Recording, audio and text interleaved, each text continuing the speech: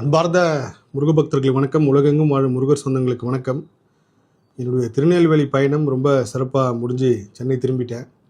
இந்த காணொலி பதிவு செய்கிற நாள் சனிக்கிழமை. இன்றைக்கி சனிக்கிழமை ஐபிசி பக்தியில் ஒரு முக்கியமான நேர்காணல் வந்திருக்கணும். நான் சென்ற வாரம் ஞாயிற்றுக்கிழமை கொடுத்த நேர்காணல் சிறுவாபுரி ரகசியங்கள், அதுக்கப்புறம் பர்வதராஜ குலம் பாம்பன் சுவாமிகள் பற்றின ஒரு சில விஷயங்கள். முக்கியமான ஒரு விஷயம் பங்குனி உத்திரம் சார்ந்து பேசியிருந்தேன். இன்றைக்கி சனிக்கிழமை வரும்னு சொல்லியிருந்தாங்க.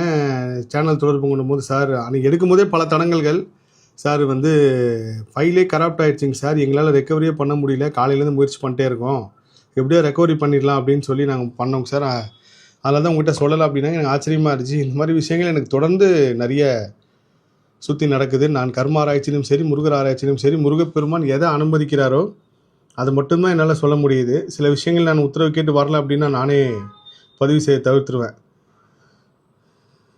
சிறுவாபுரி ரகசியங்கள்னு சொல்லி அன்றைக்கி பேசுகிறப்பயே பல தடவை கேமரா ஆஃப் ஆச்சு, கார்டு ஃபார்மேட் ஆச்சு. கிட்டத்தட்ட ஒரு 4 தடங்களுக்கு அப்புறம் தான் பதிவு பண்ணும். இன்னும் அது சில விஷயங்கள் சேகரித்து சொல்லணும் முருகப்பெருமான் நினச்சிருக்கார் போல இருக்குது. திருநெல்வேலி பயணம், என்னோடய திருநெல்வேலி பயணம்ல கிட்டத்தட்ட 7 கோவில் நான் தேர்வு செய்து போகிறேன். அதில் முக்கியமான கோவில் குறுக்குத்துறை. அந்த குறுக்குத்துறை தொடர்புடையதான் மற்ற எல்லா கோவிலுமே.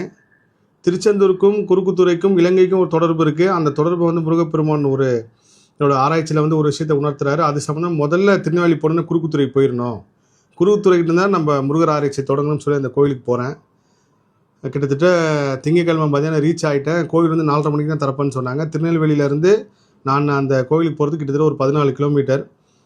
என் மனசு ஃபுல்லாகவே அடிச்சிக்குது. 2 மணிலேருந்து நம்ம கோயிலுக்கு சீக்கிரம் போயிடலாம், 4 மணிக்கு திறந்தாலும் ஒரு 2 மணி நேரம் நம்ம காத்திருந்து தாமிரபரணி ஆறெல்லாம் பார்த்துட்டு இன்னும் நிறைய விஷயங்கள், ஏதாவது ஒரு விஷயத்தை முருகப்பெருமான் உணர்த்துவார், காட்டுவார் அப்படின்னு மனசு துடிச்சிக்கிட்டே இருக்கு. 3 மணிக்கே நான் வந்துட்டு சில விஷயங்கள் அங்கே பதிவு செஞ்சு, அதுலேயும் பாருங்கள், அங்கே நான் ஒரு காணொலி, ஒரு திருச்செந்தூர் சார்ந்த ஒரு விஷயத்த சொல்கிற வீடியோ ஆடியோ வரவே இல்லை, வெறும் வீடியோ மட்டும்தான் இருக்குது. முடிச்சுட்டு அதுக்கப்புறம் இன்னொரு புதுசாக ஒரு வீடியோ எடுத்து பதிவு பண்ணிட்டு முருகப்பெருமானை பார்க்கலாம் அப்படின்னு சொல்லி காத்துக்கிட்டு இருக்கேன். காத்துக்கிட்டு இருக்கும்போது கரெக்டாக அந்த கோவிலோட குருக்கள் வரார், ஆனந்த் பட்டர்.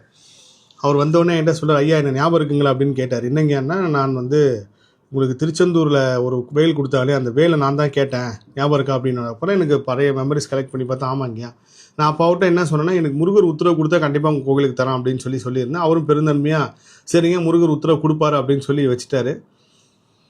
எனக்கு அந்த நிமிஷம் வரைக்கும் தெரியாது குறுக்குத்துறைக்கு ஏன் நம்மளை முருகர் வர வச்சிருக்காரு அப்படின்னு சொல்லி. அவர் பேசி முடிச்சதுக்கப்புறம் கோவில் திறக்கிறாரு. நான் இன்னொரு காணொலி பதிவு பண்ணிட்டு திரும்ப கோயிலுக்குள்ளே போகிறேன். போய் முருகப்பெருமான்ட்டு ஆர்த்தி கேட்டுறப்போ, நான் அந்த கோயிலை பற்றி தேடுறப்போ நிறைய காணொலிகள் சமூக வலைத்தளத்தில் இருக்குது. நீங்களும் பாருங்கள். குறுக்குத்துறை கோவிலே முழுசாக மூடி, அவ்வளோ வெள்ளம், கோபுரம் மட்டும்தான் தெரியும், ஃபுல் கோவிலே மூழ்கி, முருகப்பெருமான் வரைக்கும் மூழ்கி இருக்குது. அப்படிப்பட்ட காணொலிகள்லாம் பார்த்தோன்னே அதை பற்றி நிறைய கேட்குறேன் அவர்கிட்ட. அவரும் நிறைய விஷயத்த சொல்லிட்டே இருக்கும்போது எனக்கு கரெக்டாக நான் ஒரு 5 நிமிஷம் உட்காந்து தியானம் பண்ணிக்கிறேன்னா இங்கே வேல் கொடுக்குன்னு உத்தரவு அந்த தியானத்தில். அவர்கிட்ட கூட நான் சொல்லலை, ஐயா நான் வேல் ஏற்பாடு பண்ணிவிட்டு உங்களுக்கு ஃபோன் பண்ணுறேங்கன்னு சொல்லி வெளியே வந்துட்டேன். வெளியே வந்ததுக்கப்புறம் அது நிறைய காணொலியில் சொல்லியிருப்பேன். அந்த வேல் சம்மந்தப்பட்டவருக்கு ஃபோன் பண்ணேன், அவர் யாருக்கோ கொடுத்த வேலை கொடுத்தாரு. இது எல்லாமே ஒரு பெரிய அற்புதம் அதிசயம் திருநெல்வேலி பயணத்தில். ஏன் குறுக்குத்துறை திருச்செந்தூரோட தாய் வீடு சொல்கிறாங்கன்ற கேள்வி தான் என் மனசுக்குள்ளே ஒரு பெரிய இருந்த கேள்வி. கண்டிப்பாக திருநெல்வேலிக்கு போகிற முருக பக்தர்கள் நிச்சயமாக ஒரு தடவையாவது இந்த குறுக்குத்துறை சுப்பிரமணிய சுவாமி போய் பாருங்கள். நான் இன்றைக்கி முருகர் ஆராய்ச்சியில் ஒரு 2-3 வருஷமாக பேசினாலும் என்னோடய 10 வருட கணவன் சொல்ல குறுக்குத்துறை சுப்பிரமணிய, அப்போவே நான் குறுக்குத்துறை முருகரை பற்றி கேள்விப்பட்டு குறுக்குத்துறை அந்த வெள்ளம் வர காணொலிகள் பதிவில் வரும் சோஷியல் மீடியாலையும், அதே சமயத்தில் பேப்பர்லேயும் பார்ப்போம். தாமிரபரணி ஆற்றில் வெள்ளம், முருகர் கோயில் மூழ்கியதுன்ட்டு. அப்போல்லாம் என்ன பண்ணால் முருகர் கோயில் மூழ்கியதுன்னா அப்போ முருகருக்கு சக்தி இல்லையா, முருகர் நினச்சா அது வெள்ளத்தை தடுத்துக்கலாமே, அப்படி யோசிச்ச காலமும் உண்டு. அன்றிலிருந்து இப்போ வரைக்கும் குறுக்குத்துறை முருகரை பார்க்கணும்னு சொல்லி பார்க்க வச்சார். பார்க்க வச்சில்லாமல் அங்கே ஒரு வேல் கொடுக்க வச்சுருக்காரு. ஒரு வரலாற்றில் நம்மளும் இடம் பெற்றிருக்கும். ஒரு 10 வருஷம் அந்த வேல் பயன்பெற்றாலும் அதுக்கப்புறம் யாராவது ஒருத்தர் முருகப்பெருமான் தயார் பண்ணி அனுப்புவார். அப்படி இருக்கும்போது இந்த குறுக்குத்துறை முருகர் எப்படின்னு பார்த்தீங்கன்னா, ஒரு பாறையில் முருகர் சுயம்புவாக இருக்கார். அதுக்கு வயசோ இல்லை இதுதான் குறிப்பிட்ட காலமோ இத்தனை ஆண்டுகள் அப்படின்னு சொல்லி எதுவுமே கிடையாது. இவங்க சொல்கிறது எல்லாமே ஒரு 1000 வருஷம் 350 வருஷம் சொல்கிறாங்க. ஆனால் குறுக்குத்துறை முருகர் நீங்கள் உள்ளே போய் பார்க்கும்போது ஒரு பாறையில் முயர் சுயம்புவாக இருக்கார். முதல்ல முருகர் தான் உருவாகியிருக்காங்க, அப்புறம் தான் வள்ளி தெய்வானை வந்திருக்காங்க. இது ஒரு பெரிய அற்புதம். அதுக்கப்புறம் பார்த்தீங்கன்னா, அந்த முருகர் பாறை இருக்குது பாருங்கள், அந்த பாறையோட தொடர்ச்சி தான் அந்த பஞ்சலிங்கம். அந்த பஞ்சலிங்கத்துக்கும் முருகருக்கும் கருவறையில் இருக்க நடுவில் ஒரு பெரிய பாறை இருந்திருக்கு. அந்த பாறையிலேருந்து தான் 2 முருகர் சிலை உருவாக்கியிருக்காங்க. அதில் ஒரு முருகர் சிலை உண்மையிலே ஆச்சரியம், திருச்செந்தூரில் இருக்குது. இன்னொரு முருகர் சிலை ஒரு இடத்துல இருக்குது. அடுத்த காணொலியில் அது எந்த இடம், அதுக்கும் திருச்செந்தூருக்கு என்ன தொடர்பு, இன்னும் குறுக்குத்துறை பற்றியே நான் ஒரு சில விஷயங்கள் தான் ரிவீல் பண்ணியிருக்கேன். அதுவும் முருகப்பெருமான் அனுமதியோட ஏதாவது ஒரு நேர்காணலில் கண்டிப்பாக பெருசாகவே இதை பற்றின ஒரு 1 மணி நேரம் 2 மணி நேரம் நான் வந்து பதிவு செய்கிறேன். அதோட மொத்த தகவலும் திரட்டி வச்சுருக்கேன்.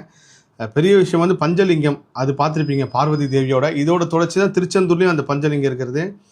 அசுரமயில், தேவமயில், இப்படி 2 மயில் இருக்கும்போது முருகருக்கு இன்னொரு மந்திர மயிலும் இருந்திருக்கு. இது எல்லாமே எங்கே போய் கனெக்ட் ஆகுதுன்னு பார்த்தீங்கன்னா திருச்செந்தூர். அந்த திருச்செந்தூருக்கு முன்னாடி ஒரு காலம் இருக்குது, கந்தபுராணத்துக்கு சூரசம்காரத்துக்கு முன்னாடி ஒரு காலம் இருக்குன்னா அது குறுக்குத்துறை. அதே மாதிரி வந்து இன்னொரு முக்கியமான விஷயம் என்னென்னா, அங்கே இருக்கிற ஒரு உற்சவர் சிலை, அந்த உற்சவர் சிலை தேடி தான் நான் போனேன். ஆனால் கடைசியில் அது குறுக்குத்துறையில் கிடையாது. அங்கேருந்து ஒரு 4 கிலோமீட்டர் தள்ளி ஒரு கோவில் சொல்கிறாங்க, அங்கே போகிறேன். அதுக்கப்புறம் ஒரு 3 கிலோமீட்டர் தள்ளி சொல்கிறாங்க. அதுக்கப்புறம் ஒரு 10 கிலோமீட்டர் தள்ளி அப்படி ஒரு 6 கோயிலுக்கு போகிறேன். அந்த 6 கோயிலில் 5வது ஒரு கோயிலில் முருகப்பெருமான் ஒரு விஷயத்தை காட்டினார். அது எந்த கோவில்? அதுவும் இன்னும் பெரிய அளவுக்கு கூஸ்பம்பான ஒரு விஷயம். இதை காட்டுறதுக்காக தான் இந்த திருநெல்வேலி பயணமே, என்னோடய முருகர் ஆராய்ச்சியே. அடுத்த காணொலியில் திருச்செந்தூருக்கும் அந்த மூலவர் சிலைக்கும் இன்னொரு இடத்துல அதே மாதிரி ஒரு விஷயம் இருக்கிறதுக்கு உண்டான விஷயத்தை பதிவு செய்கிறேன். எல்லா புகழும் முருகனுக்கே. நன்றி.